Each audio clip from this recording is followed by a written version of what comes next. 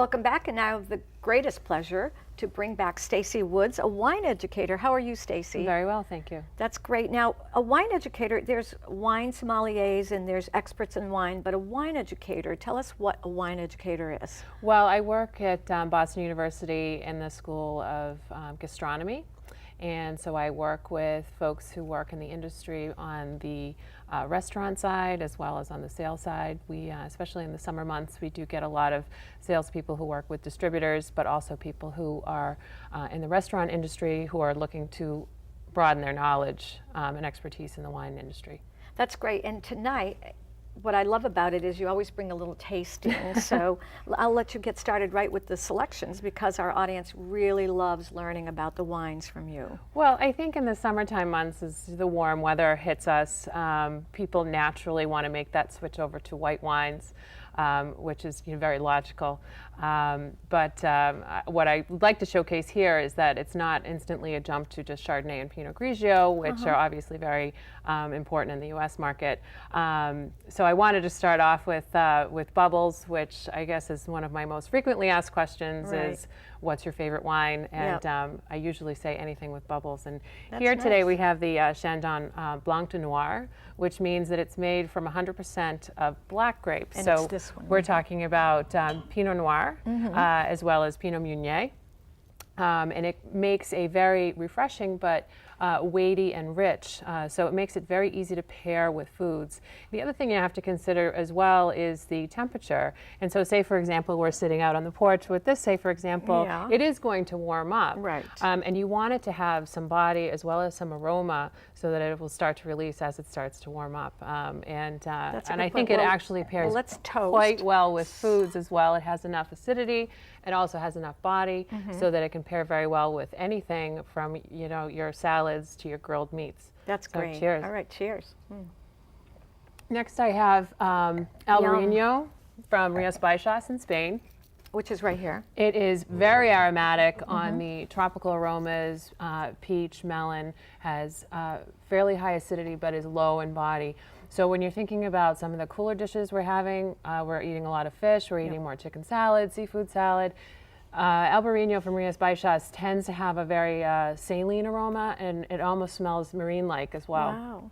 And it's grown on the Atlantic Ocean, so it tends to take in some of that salt air, and it translates into the wine. So it's a perfect match, I think, for seafood salad, which we'll be seeing, more in the summertime months. Now, you said it's near the Atlantic Ocean. The vineyard, where are the vineyards? The vineyards are right there, sort of on the slopes, right on the Atlantic, and the wind blows in. It's very maritime climate, not unlike Cape Cod, actually, and it does see quite a bit of rain, but it does see a beautiful autumn, so that the grapes can hang on to the vines a little bit longer and develop those the full aromatic profile without sacrificing any of the acidity and balance in the wine itself. And I see you have a carton. Yes, this is called a Tetra Pak. And that's okay to put it out on your patio? I think it's fantastic. All right. It's Y&B. This is Y&B, so yellow and blue equals green. Yeah. This is very environmentally friendly, not just because this is Sauvignon Blanc, which is organic, but over 50% of each wine shipment is actually, the cost is glass. So here we're talking about shipping the wine up in a bulk format and then bottling it, if you will, in Tetra Pak, and this is fully recyclable. And it's excellent wine. It's fantastic wine. You can bring it to the beach. There's no glass. There's no opener necessary, and you can just stick it in your cooler, and it's perfectly convenient. Just don't make a mistake in your refrigerator when your children are looking for a juice box. But you can stick a straw in there if you've had a particular And you bad heard day. it here. Look at this is great. So good. Yeah, and there's actually more wine in there. That's a liter pack. Wow. So it's more wine than a typical 750 milliliter bottle. Right. Next, we'll move on to rosé, which is, I would say, in the summertime months, my second favorite, but I drink rosé all year long. This wine gets its color from a little bit of maceration with the grape skins of Syrah and Mourvedre, are the two grape varieties just from the south of France. But this actually goes with everything you're going to have at your summertime dinner table.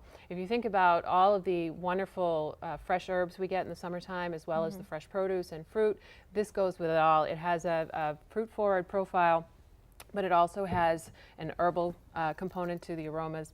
plus fresh, refreshing acidity on the finish. And it really can go with everything from your tomatoes to a pulled pork or anything right off the barbecue. And it does have just a slight element of sweetness or perception of sweetness, not really sweet, not like you would have in a white Zinfandel.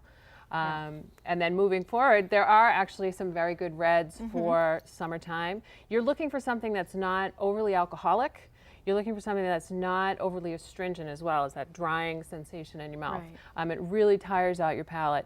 But this is from Beaujolais. This is Morgon is the region in Beaujolais. And I'm sure everyone right now is thinking Beaujolais Nouveau. This is actually one of the crus, very different. But it is the same grape. It's Gamay, which is fresh red fruit.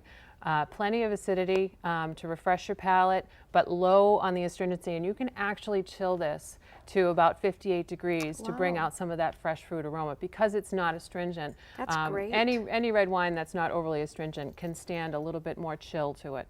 And then finally, I have the Bourgogne, which is from the Loire. And it is Cabernet Franc, and as you can see from the label here, they're actually starting to put the varieties on there as well. And Cabernet Franc is a relative of Cabernet Sauvignon, the more famous brother, but it is less astringent. It has the same amount of acidity and has the same sort of aroma profile, but it typically is lower in alcohol as well. So it can pair with the same dishes, but it has less of an impact on your palate. So it makes it perfect for the summer, especially if you're grilling dishes. And we do a lot of grilling. We don't want to heat the house up. But there's a lot of diversity in the summertime foods. That's great. Well, this is great. I mean, and so you don't only just come on my show and do this and teach this in class. People can actually hire you for events, and it would make it really interesting for them because right now I want you to hang out with me almost all summer. I'll be very popular if you do that. I'll say she knows everything about it. So one more sip and let's say thank you. Happy so summer. Much. Happy summer to you too. And we'll be right back.